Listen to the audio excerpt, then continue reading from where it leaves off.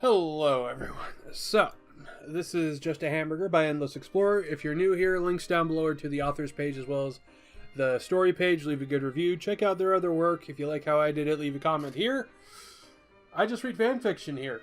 Yeah, and do other things with other videos. Yeah, anyway. Still kind of sniffly, so hopefully that's not a problem, but let's begin.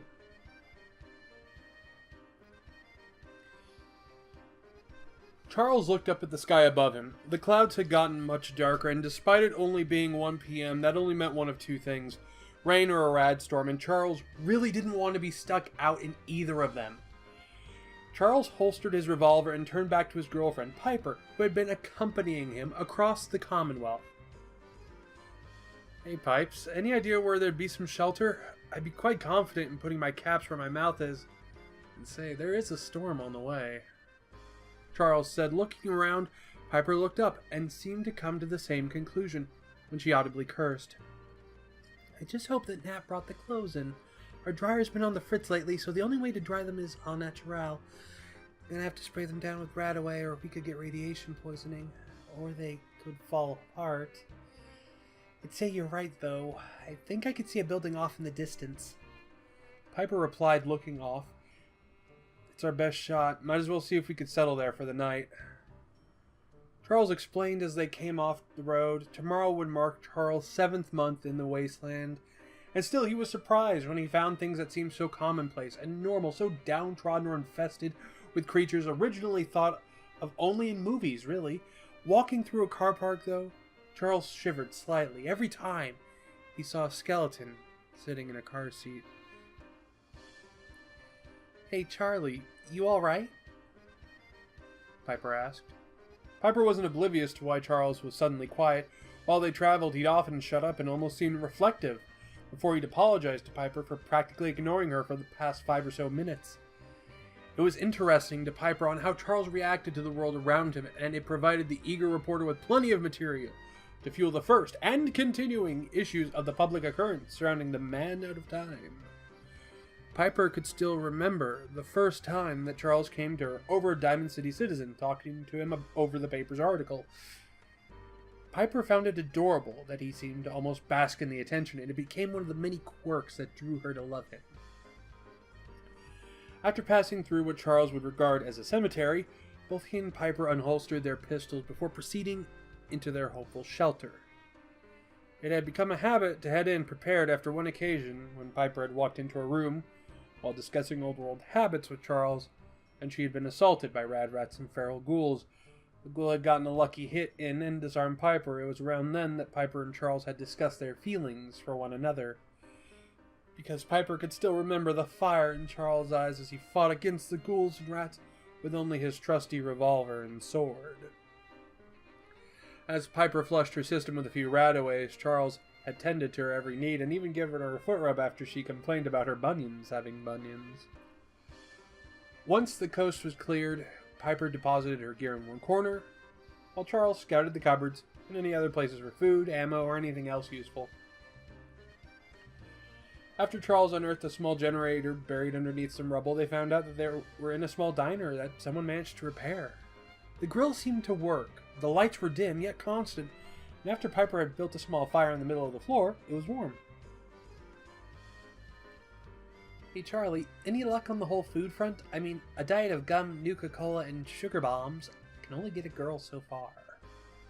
Piper groaned, throwing her press cap down on top of her gear.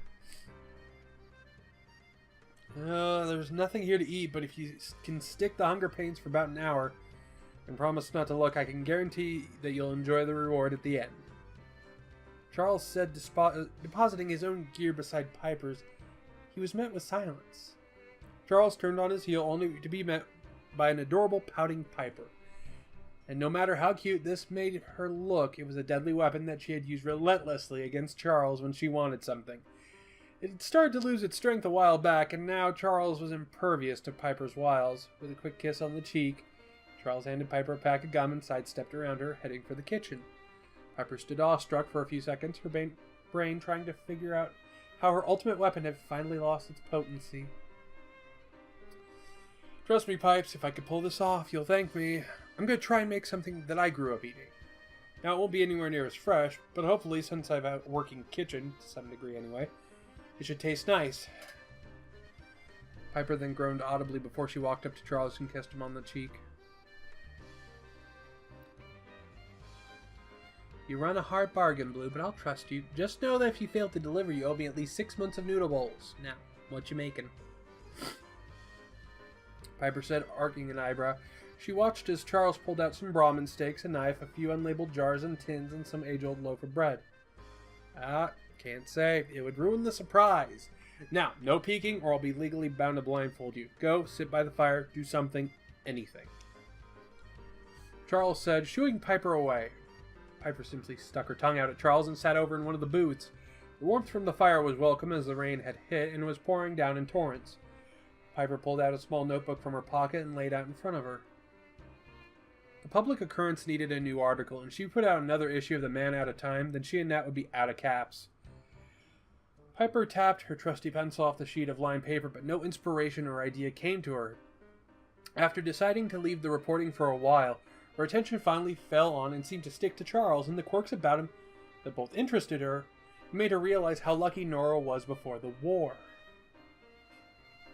His army background was obvious as his arms, legs, torso, and backside were almost crafted from solid stone.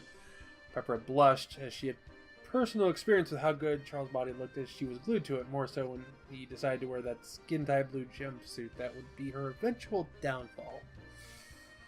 While he was quite charismatic, though, and would try to end a fight before it even started, he was in no way a pushover. Piper glanced over at Charles' pistol that sat on the counter beside her. It had become a tool of retribution and revenge for Charles after he had taken it off the corpse of the man that had put a bullet in Nora's head. Charles had Nora inscribed in the stock of the gun, and they were never more than a foot or two away from each other. While Piper had feelings for Charles after he had returned from his vendetta mission, she owed Charles enough to just be the shoulder to cry on as the emotions from losing his wife had come to the surface. Through the steam rising from the grill, Piper could see his glasses getting foggy, and after he laid them down beside his weapons, Piper was welcome to look at his deep irises of sapphire and emerald. Even Charles' brunette fringe was sticking to his forehead, and Piper couldn't look away. When Charles looked up and caught her staring, it took Piper a few minutes to realize that she shouldn't have been staring. Charles just simply smiled and untied the simple red bandana from around his neck. Abandoning his post in the kitchen, Piper watched in trepidation what he was going to do with the cloth. I warned you, Miss Wright. Now you must unfortunately be blindfolded. Charles said as he suddenly lunged at Piper from over the counter. Piper put up a fight, but after a scuffle in the outside mud, Charles had emerged victorious. Piper didn't mind giving him the victory in the end, however, as the rain made his t-shirt stick to the chest underneath, and now that beautiful image was permanently burned into her mind for later inspection. Now Piper had to rely on the investigative powers of her nose, and she had to admit, whatever she was waiting for smelled delicious. Any chance you could hurry with the food, Blue? I mean, come on! I'll end up starving soon! Piper urged. Charles simply laughed before he sarcastically replied, Hey, Pipes. I thought you were a reporter, not an actor. You should let McDonough know of the career change. He'd probably endorse it. Now it was Piper's chance to laugh. They continued to chat for a while longer until Piper heard Charles place something on the table in front of her. After she heard the familiar hiss of 2 fresh Nuka-Colas, Piper slowly drew the bandana down. At first she was confused. She had no idea what she was looking at. Charles seemed quite proud of the effort, so she was sure that it looked as it should have. I'm sorry, Blue, but what the hell is this thing? It looks like a Brahmin crap between 2 slices of bread. Piper said, slowly inspecting the sandwich. Charles gladly took a bite of his own and washed it down with his cola. After his loud sigh of relief, Charles started explaining his strange creation. While I admit to burning the meat a bit, I swear it's good stuff. That, my dear Piper, is a hamburger. Now, it would be better with cheese or something else, but these were the things to eat when I was a kid. Roughly 230 years ago. Damn, that never gets any easier to say. Just try it, please, for me. Piper glanced down at the hamburger. After she slowly wrapped her arms around the sandwich, she cautiously took a bite before groaning again in absolute ecstasy. Charles watched as Piper took bite after bite and quickly consumed the sandwich as though she had inhaled it. "That was delicious. Thanks, Blue," Piper exclaimed. Charles could see Piper eyeing up his own burger, and after taking another bite, he sold the rest of his burger in exchange for a kiss, a price that Piper was more than willing to pay. As the rain fell down over them, both Charles and Piper chatted while sitting by the fire. When the rain had finally passed, Charles checked the time on his Pip-Boy, and it was just short of midnight. Deciding to stay where they were for the night, Charles rolled out a sleeping bag that he would share. And as Piper watched Charles prepare their sleeping bag, inspiration finally hit, and after a mad scribble across the page, Piper threw her notebook down on the counter before joining Charles. On the page, Piper had written, "Old World Cuisine. Should we go back to our old ways?" and had it heavily underlined. It was certainly a topic that she'd revisit with Charles in the morning. So, Atomic Mom wanted something that I thought she would like. She is a massive Fallout fan, and I know she listens to a lot of my fanfics, so I should say my fanfic readings, because although one of these this month is my legitimate fanfiction, I won't tell you which. So, with that, sorry, I'm trying not to cough. There we go. When you try doing this and you're sick, it's just like, I need to cough every time now. Anyway, one thing that kind of got me was I used to cook for a very long time, so this was actually a detail I wanted to see. What is the difference of the food? Because I have some old cookbooks that are, I think my oldest one is about 100. And I mean, I have a book on presidential cuisine. And I'm not talking like the culinary student cookbooks. I'm talking like I have some from James Beard. I think I got, what was it? I know I have a very old Chinese cookbook somewhere too.